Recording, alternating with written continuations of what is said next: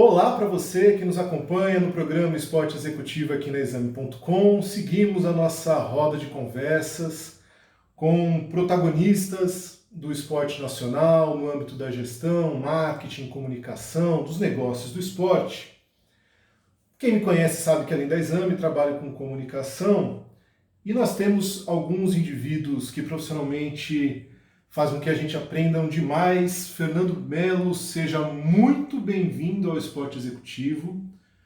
Feliz em falar contigo. Fernando Melo, sócio-diretor da Prez FC, que já atendeu 24 clubes ao longo de sua história, dos maiores aos menores. A gente vai falar um pouco mais da história dele aqui.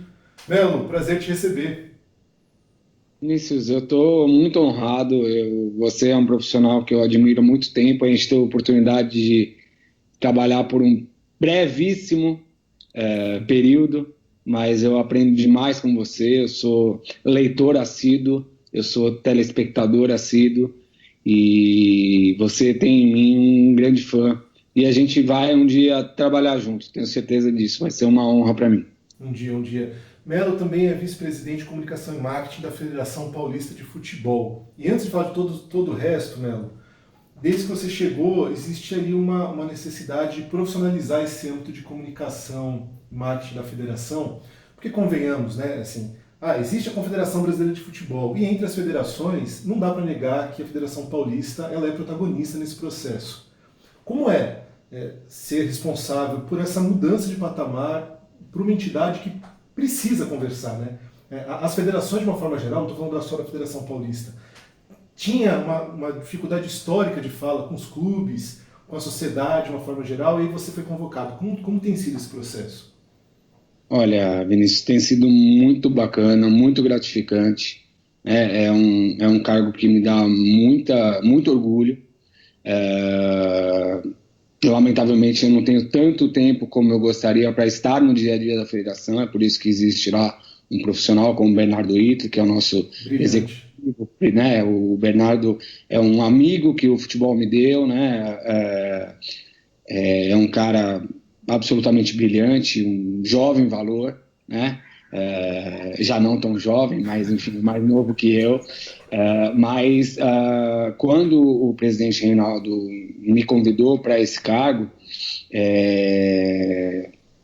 eu aceitei o desafio, mas encarei também como uma grande possibilidade de aprendizado, né? A minha vida inteira eu trabalhei com reputação, com imagem, na parte de comunicação. Como o marketing é um irmão siamês da comunicação, Uhum. a gente, durante esses mais de 20 anos de futebol, acabou aprendendo com os acertos de colegas de diretoria, com os erros de colegas de diretoria, e eu nunca tinha tido um cargo de responsabilidade sobre o marketing, né? E as pessoas entendem o marketing como venda de propriedade, venda de patrocínio marketing, de patrocínio master, quando isso é muito mais comercial do que o marketing, Sim, né? sim. Então, a primeira coisa que a gente efetivamente fez na federação foi a divisão muito clara do comercial e do marketing. Foi uma aproximação muito intensa com os clubes, né? Pela primeira vez na história da federação, foi criada uma comissão de comunicação e marketing com todos os gestores dessas áreas, dos 16 clubes da Série A1, né? Um fórum que se reúne no mínimo uma vez por mês para discutir o Campeonato Paulista, da Série A1 Paulistão, para discutir valores que eu digo não valores financeiros, né? Valores a gente vai desenvolver na competição, para desenvolver o impacto social do esporte. A gente conseguiu pela primeira vez unificar e fazer com que todo o Campeonato Paulista fosse em todo o Campeonato Paulista fosse discutido apenas um tema de relevância social. Esse ano foi a inclusão das mulheres no futebol, né? Foi o programa Elas do Estádio, que teve muita adesão, muita aderência da imprensa. A gente começou com uma grande provocação. No lançamento do projeto, a gente só deixou as repórteres mulheres entrarem na coletiva. Era uma coletiva feita pela Aline Pellegrino, então diretora de futebol feminino, e por uma representante da comissão mulher que era a gerente de marketing do Botafogo de Ribeirão Preto, a Laura, e os homens tiveram que assistir essa coletiva pela televisão, né, que é mais ou menos o que as mulheres tiveram que fazer ao longo do tempo. Então, a gente começou com essa provocação, a gente fez outras ações.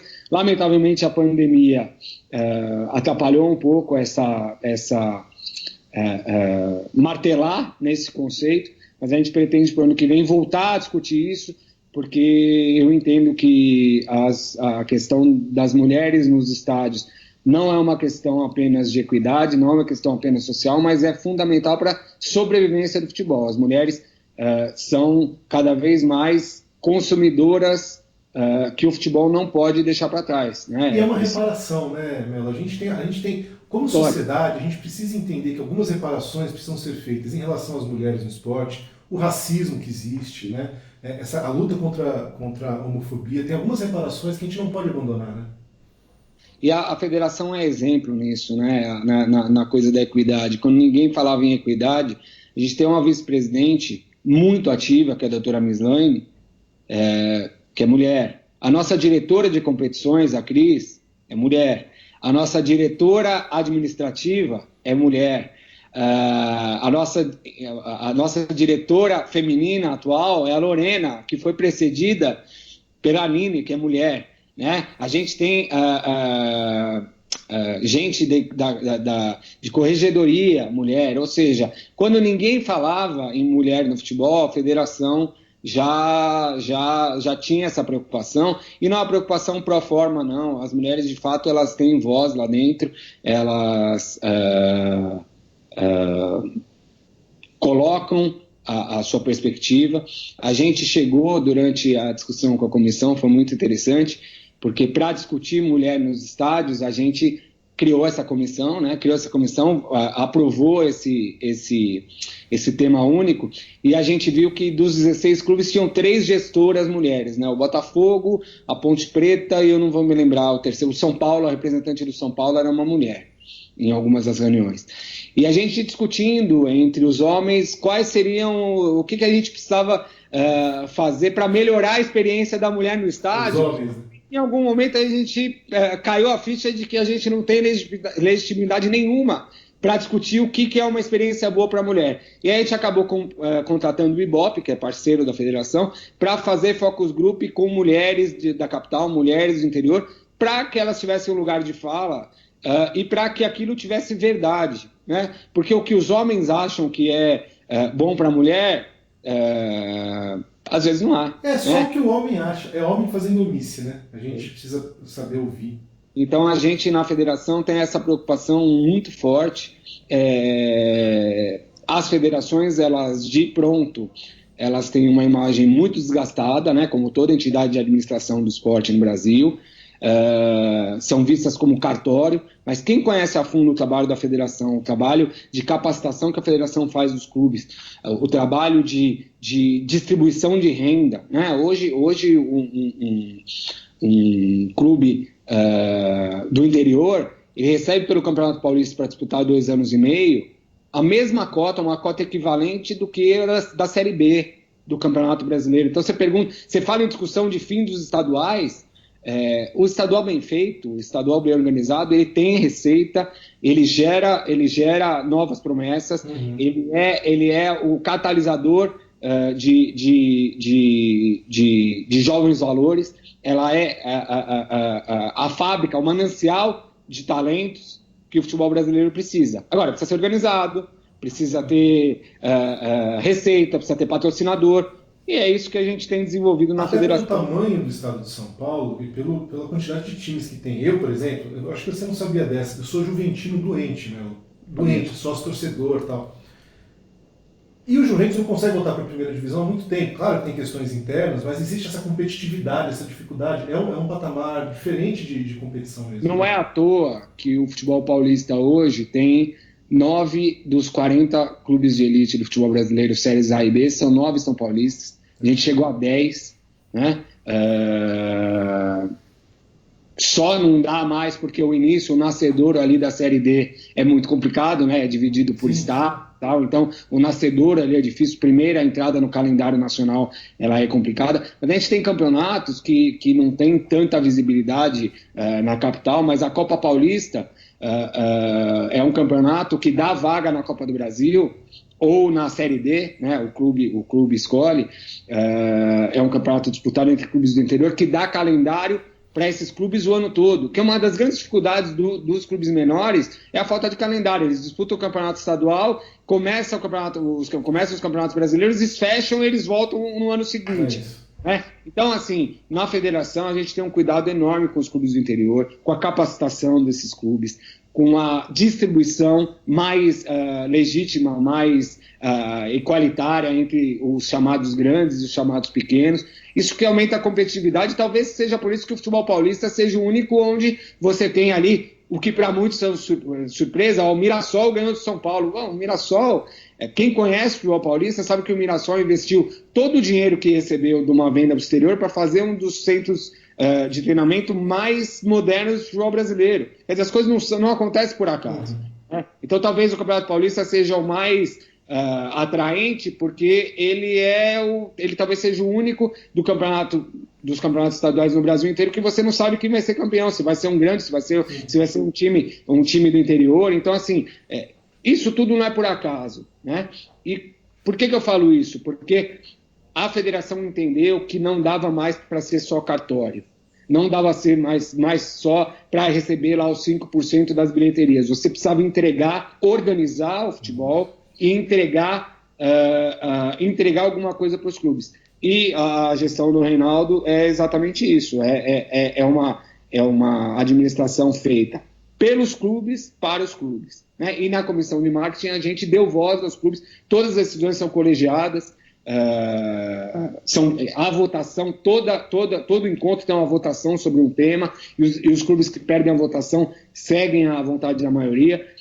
Eu acho que esse talvez tenha sido a coisa mais legal que a gente realizou na Federação Paulista. E uma outra coisa, além do Elas no Estádio, que foi muito bacana, foi durante a pandemia conseguir realizar o leilão beneficente do futebol paulista, né, que a gente conseguiu armar uma rede de solidariedade entre todos os clubes da Série A1, alguns clubes da Série A2. Houve um clube grande apenas que não pôde, lamentavelmente, por um problema interno ali, não pôde entrar, mas que a gente respeita, a federação respeita a vontade de cada afiliado. Mas a gente conseguiu uma rede com mais de 100 clubes, árbitros, atletas, e a gente conseguiu um faturamento, uma arrecadação com essas relíquias, né?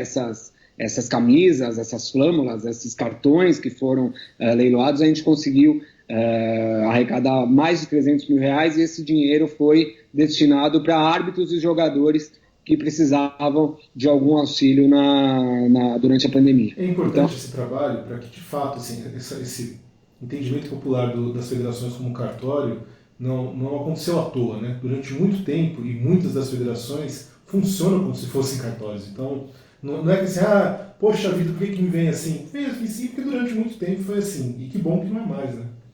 Melo. No futebol paulista não é mais, eu não respondo pelas outras. Claro, também não vou falar de outras federações.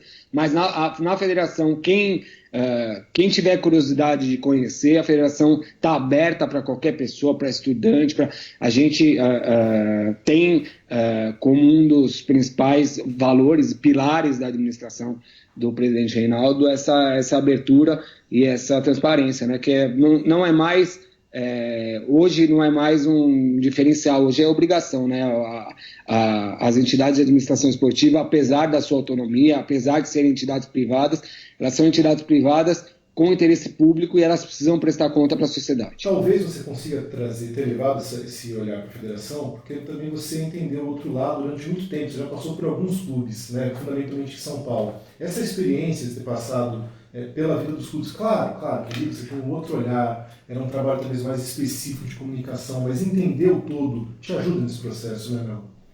Eu acho que ajuda porque a gente sentiu na pele algumas dificuldades que a federação impunha, né, em outras administrações, né?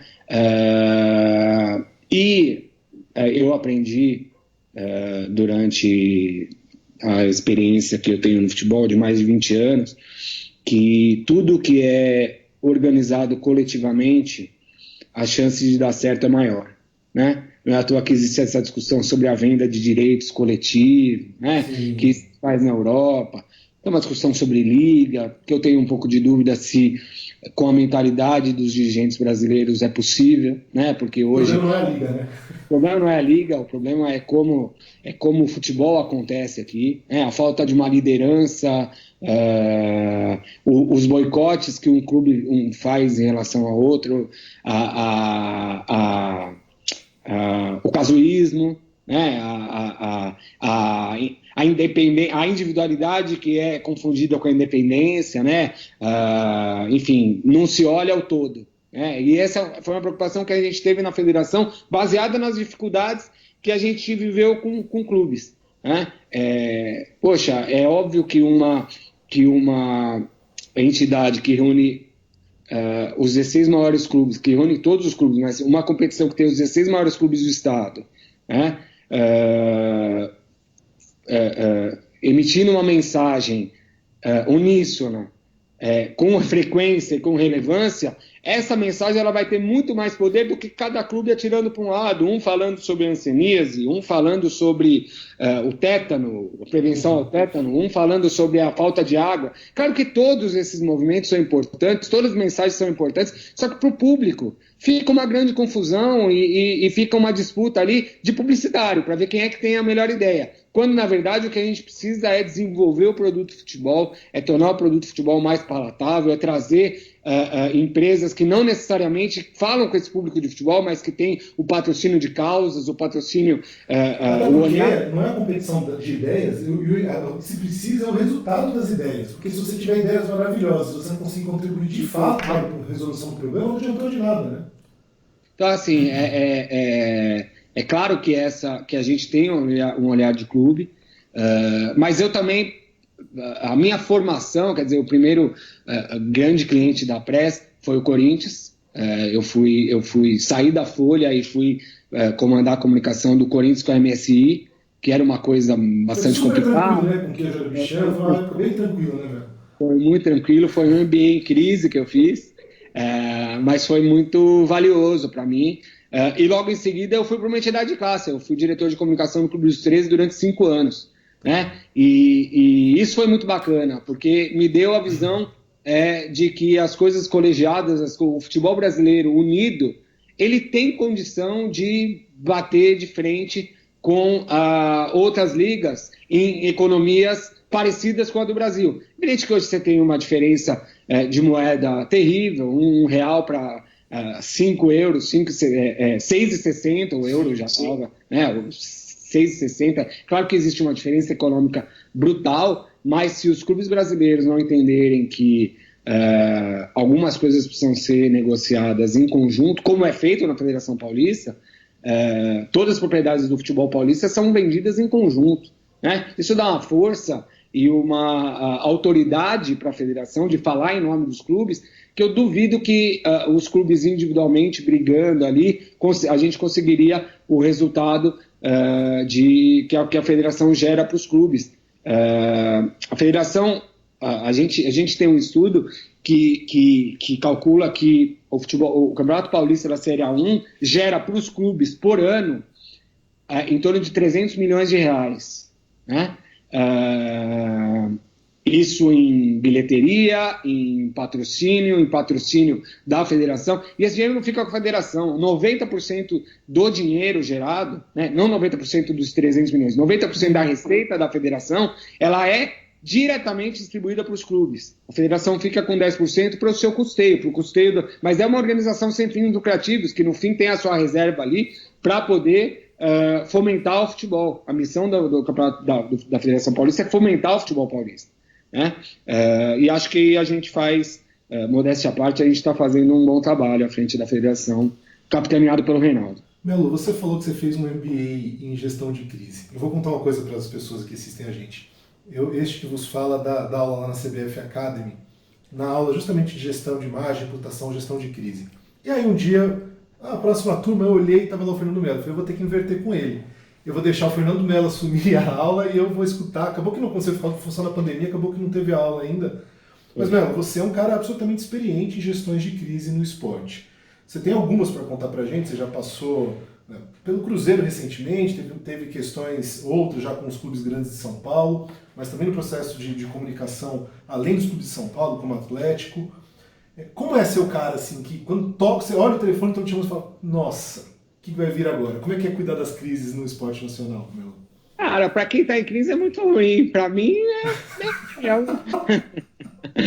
para mim passa a ser dia a dia. E isso é uma coisa bacana, porque quem está dentro da crise imagina que aquilo é o fim do mundo. E quem já passou por várias crises, talvez possa dar tranquilidade e mostrar que existe sempre uma luz no fim do túnel, desde que algumas premissas sejam cumpridas. Eu falo com as pessoas que geralmente elas estão envolvidas emocionalmente com a crise. E chega alguém para fazer essa gestão de uma forma racional e às vezes consegue apontar um caminho que a pessoa realmente não tinha visto antes porque estava envolvida. Mas o cliente precisa entender que você está dando algumas sugestões baseado na sua experiência pregressa, né? É evidente que a última palavra é sempre do cliente, né? Mas a gente passou por... Vamos falar das crises que eu passei, que eu me lembro assim de cara. Crise da MSI, para quem não lembra, para quem é mais novo, foi em 2005, existiu um fundo de investimentos inglês que estava ali sob escrutínio do Ministério Público, discussão da origem do dinheiro, existia uma pressão enorme da opinião pública para saber de onde vinha o dinheiro e tal, mas o fato é que o dinheiro veio de um banco de primeira linha do exterior, passou pelo Banco Central, foi internalizado por um banco brasileiro. Quer dizer, eu nunca emiti uma nota contra a MSI, eu nunca tirei R$1 da MSI que não fosse mediante nota, pagamento de imposto. Então, era o que eu dizia para os meus colegas, enfim, se tem lavagem de dinheiro, comigo nunca houve, porque a minha nota sempre foi no valor contratado, sempre houve pagamento de imposto, e para ter reembolso precisava de uma série de documentações, como tem que ser, como eu exijo que seja, né? Depois eu passei por algumas eleições de clube, que não deixa de ser gestão de crise ou gerar crise para os outros. Sim. Passei é estratégico, né, Mello? Isso é estratégia pura, é um jogo de xadrez. Um jogo de xadrez. Passei por uma crise enorme que foi o fim do Clube dos 13, a eleição do Clube dos 13, a eleição mais acirrada do Clube dos 13, em que houve envolvimento da CBF, no Ministério do Esporte, da Globo, que era a detentora dos direitos, enfim, existia ali uma pressão pela saída do Fábio Koff. O Fábio acabou ganhando a eleição. Depois disso, o Clube dos 13 degringolou e acabou, não por culpa do Fábio, mas por culpa da conjuntura ali, de uma vontade da Globo de passar a discutir individualmente os contratos, né? Porque existia no Clube dos 13 uma corrente pela concorrência, né? Para fazer uma concorrência nos moldes da Europa e tal. E aí, assim, no fim, o Corinthians acabou começou a discutir individualmente, depois o Fluminense, depois o Botafogo, e aí houve a Taça das Bolinhas, a briga do Flamengo com o São Paulo, e aí o Flamengo saiu e o Clube dos 13 acabou. Então aquilo foi uma outra crise, não de imagem do dirigente, mas de imagem da instituição. Enfim, eu acho que o Clube dos 13 é uma instituição que faz muita falta ao futebol brasileiro hoje. Acho que o futebol brasileiro estaria num outro patamar se tivesse perseverado na união entre os clubes. Participei da crise da saída do Morumbi da Copa de 2014. Foi uma crise bastante grande, que foi resultado, inclusive, da eleição no Clube dos 13, né? Foi uma retaliação do então presidente Ricardo Teixeira da CBF ao Juvenal Juvencio. Existia também uma vontade política de construir um estádio para o Corinthians, tal, e juntou a fome com a vontade de comer, e o Morumbi, que seria o estádio paulista na Copa, acabou dando lugar agora a Neoquímica Arena. Né? Vamos falar certinho aqui. A Arena Corinthians, ou agora Neoquímica Arena. E a gente, como profissional de comunicação e de marketing, tem que apoiar esse tipo. Sim, sem dúvida. né? Pensar em outras crises, a crise do Neymar com o Dorival Júnior. A gente trabalhava no Santos quando o Neymar teve aquela discussão por causa de bater pênalti, não bater pênalti, chutou a garrafa de Gatorade na cara do auxiliar técnico, o Dorival acabou caindo. Isso foi uma crise grande que a gente enfrentou. Crise com os jogadores, né? Talvez o maior massacre que um jogador tenha sofrido em clube, né? Tirando o Dunga, que foi massacrado na seleção, ou tirando o Parreira, o que foi feito com o Alex Muralha no Flamengo foi uma coisa desproporcional. Foi vergonhoso, né? até, né? Vergonhoso. Inclusive, eu tenho amigos na mídia carioca e acho que ali houve um exagero por conta da paixão clubística, né? Por conta da indignação dos profissionais de imprensa que não estavam aceitando a performance do atleta naquele momento, que de fato era uma performance ruim, mas que não justificava nunca aquele apedrejamento, aquela coisa. Então a gente trabalhou durante 3 anos com o Alex. Mas deixa eu fazer uma pergunta técnica aqui, não é em relação a essa crise em si. Quando eu falo das minhas aulas, quando a gente fala de construção de gestão, de reputação e tal, quando um goleiro chama para si o sobrenome Muralha, e aí eu não estou falando dele, tá? Ele podia ser o melhor goleiro do Brasil, o ponto não é o desempenho técnico. Quando você, com o seu apelido, com o seu sobrenome, de alguma forma comunica uma premissa técnica que não se cumpre, atrapalha. Né? Então, veja, eu não estou aqui colocando em questão a qualidade técnica, mas quando você oferece, olha, eu sou um Muralha, as pessoas esperam que seja Muralha. Se ele fosse o Alex, talvez a cobrança até fosse diferente. Eu concordo com você. Foi muito engraçado. Eu vou abrir uma coisa aqui que acho que eu nunca contei para ninguém publicamente. Eu cheguei a falar com o Muralha que ele tinha que esquecer o sobrenome, Muralha, e cortar o cabelo e a barba. Né? Porque isso é imagem. Né? Aquela imagem daquele torcedor tirando sarro dele, com aquela cara de Muralha, aquilo precisava mudar. Né? Agora, precisa ver se alguém deu o apelido e pegou, ou se é uma coisa do próprio atleta. Por exemplo, Wagner Love. Né? O Wagner Love virou Wagner Love porque fugiu da concentração numa véspera de final de Copinha. E no fim, aquilo, durante a carreira dele, virou um diferencial. Mas não tinha um ponto direto ao desempenho técnico. Não tinha, mas, por exemplo, teve um jogador recentemente de São Paulo que o apelido era, não vai me fugir o nome dele, mas ele era alguma coisa Pelé.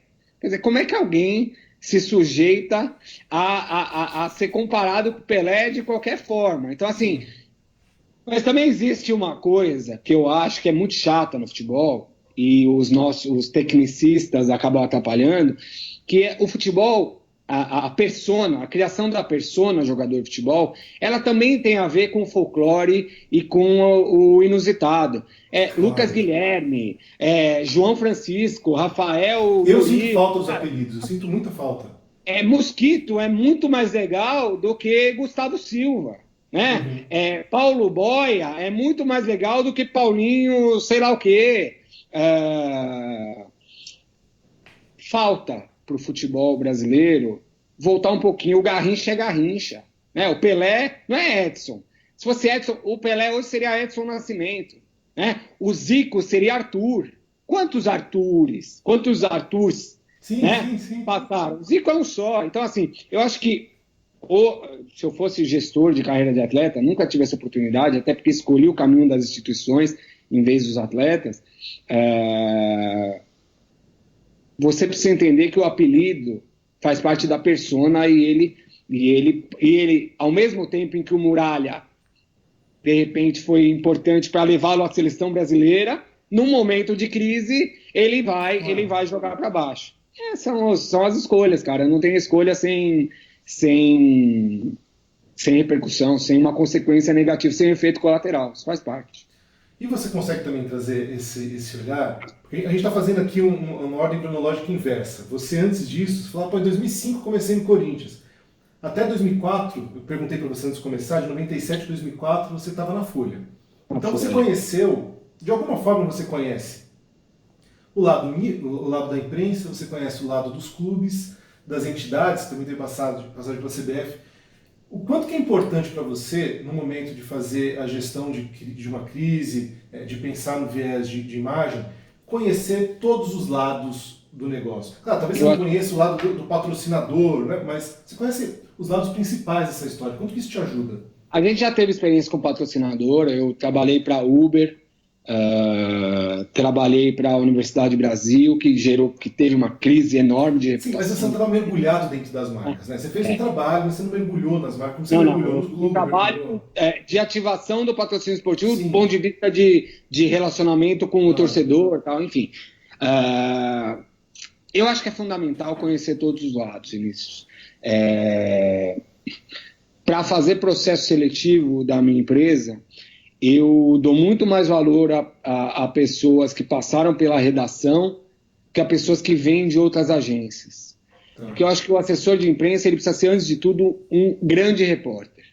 Né? Ele precisa ter curiosidade, ele precisa ter a cultura da precisão, a busca pela verdade. Né? O assessor de imprensa não é o enganador que vai vender bullshitagem. Né, com o perdão do francês. Você precisa ser, às vezes, muito mais repórter do que os repórteres para entender onde é que estão as cascas de banana, onde é que estão as crises para você prevenir e onde é que estão os ativos para você superlativizar esses ativos. Né? Eu digo que na questão de gestão de crise, a Folha foi uma escola espetacular, porque eu gerei crise. E não por mérito meu, mas porque a Folha cria os seus soldados para gerar crise nos outros. A gente é treinado para isso, desde o trainee e tal. E foi muito importante saber que a crise dá sinais. A crise é como um avião que cai, não cai de uma vez só. São várias coisas que acontecem para você estar, de fato, mergulhado numa crise. Né? Você tem clubes ou instituições que em um momento parecem estar na crista da onda e eles estão vivendo uma potencial crise de imagem. O Flamengo hoje, por exemplo, né, eu tenho grandes amigos lá, mas o Flamengo hoje vive uma gestação de crise de imagem. Pelo seu posicionamento político, pela forma como foi tratada a questão da tragédia do Ninho, pela pressão pela volta dos estádios. O Flamengo toma atitudes muito antipáticas. Uma vaidade de marca, né? Olha, eu sou Flamengo e Dani, quero que volte a competição, não quero jogar. Outro patamar, né? A questão do outro patamar, que foi uma conversa ali do Bruno Henrique. Para mim é o primeiro passo para você ter uma crise de imagem. O São Paulo foi soberano e mergulhou numa crise depois que achou mesmo que era soberano. Né? Então, assim, a crise ela não acontece necessariamente num rebaixamento. Ela pode acontecer. Em São Paulo, além da questão de imagem, tem a questão de identidade, né? Porque os torcedores falarem que o clube é soberano é uma coisa, o próprio clube se achar é complicado. Então, assim, foi muito bacana. Outro exemplo de crise de imagem que foi muito legal que a gente fez, e na verdade foi de reposicionamento, que eu acho que é um dos cases mais bonitos que a Press teve a oportunidade de trabalhar, foi a questão do reposicionamento do Palmeiras. Né? O Palmeiras, a gente fez a eleição do Paulo Nobre. Paulo era conhecido como um piloto de rally, herdeiro de alguns milhões, talvez bilhões de reais. Né? Ele fica bravo comigo. Muitos milhões, vai. Eu nunca tive curiosidade de saber o extrato dele, mas é público e notório que ele tem uma vida tranquila financeiramente. Mas ele era isso, né? E com o trabalho do Paulo, com a abertura que o Paulo deu, com os feitos da gestão do Paulo, depois de 4 anos o Palmeiras sai como um clube absolutamente reposicionado. Né? Era um clube que vazava tudo, era um clube que tinha uma gestão visivelmente amadora. O Paulo, não sei o quanto você lembra disso, mas o Paulo pega o Palmeiras na Série B, num pós-Tirone, né? Uma dificuldade enorme de imagem, uma dificuldade enorme de credibilidade, seja na imprensa, seja com fornecedores, seja no mercado, uma dificuldade enorme para cumprir suas obrigações financeiras. E o que houve lá foi um reposicionamento de identidade, de imagem, que gerou credibilidade, que houve um processo de convencimento do maior ativo de qualquer clube, que é a torcida, de que aquela gestão era gestão séria, era uma gestão que não ia desviar o propósito, que não ia desviar dinheiro e que, se não fosse a força da torcida, o Palmeiras hoje não estaria no patamar que está hoje, né? Antes do processo do patrocínio muito importante da Crefisa, o principal patrocinador do Palmeiras foi o Avante. Durante muito tempo, durante 2 anos, o Avante que proporcionou ao Palmeiras subir. E isso foi reposicionamento de imagem. E depois de entrar como um piloto de rally, o Paulo hoje não é mais conhecido como piloto de rally. Paulo Nobre hoje é o maior presidente da história do Palmeiras e é difícil tirar isso do currículo dele, né? Apesar de o Maurício ter uma gestão ali de continuidade e tal, é muito difícil você pensar... A virada foi do Paulo mesmo, né? O Paulo Nobre ainda é, no coração da torcida, aos olhos da torcida, o grande dirigente. Isso é um trabalho de imagem e é um trabalho de gestão, né? Claro, sua imagem sem a gestão não funciona também. Eu costumo brincar com cliente ou com possível cliente que o processo de construção de imagem é muito parecido com o processo na academia, né? Ou de emagrecimento ou de fortalecimento. Você tem ali um personal que vai te dar os caminhos, mas se você não comer direito, não se alimentar direito, se você não fizer exercício, se você não fizer a sua parte, não adianta contratar assessoria e não se esforçar e dedicar tempo para isso. É jogar dinheiro fora. É como ir à academia, assinar um plano anual e não aparecer na academia e achar que você vai emagrecer ou ficar forte só com o plano anual. Acho que é isso. É a analogia que eu faço. Melo, o tempo voou. Muito obrigado por ter topado o papo, topado a conversa. As pessoas, às vezes, que estão fora da comunicação no esporte, imaginam coisas de outros universos, e é importante a gente humanizar o trabalho, é importante mostrar quem é que faz isso, quem é que não faz. Existe também uma tentativa violenta de botar pessoas que fazem isso umas contra as outras.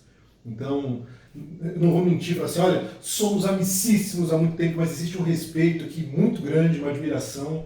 E muito obrigado. Foi uma delícia conversar contigo, Melo. Eu que agradeço.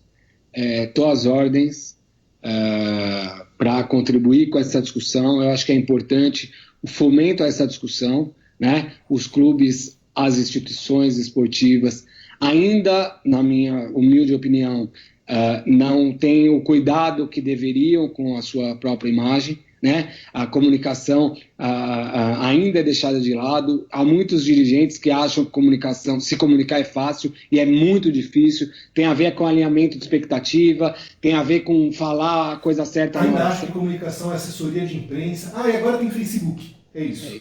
Não preciso, falo direto com os meus torcedores pelas redes sociais. Isso é importante, mas eu acho que ter técnicos, ter pessoas que já passaram por experiência, que podem contribuir, isso é muito legal. E, cara, é uma delícia, um prazer enorme e um orgulho ter você como colega. Já disse, sou fã de carteirinha e queria agradecer pelo espaço nobre e pela gentileza sempre que se trata quando se refere a mim e ao meu trabalho. Muito obrigado, Melo. Muito obrigado, um abraço. Em breve a gente se encontra novamente. A vocês que nos acompanharam até agora, obrigado por estarem conosco. Nos encontramos numa próxima. Um abraço.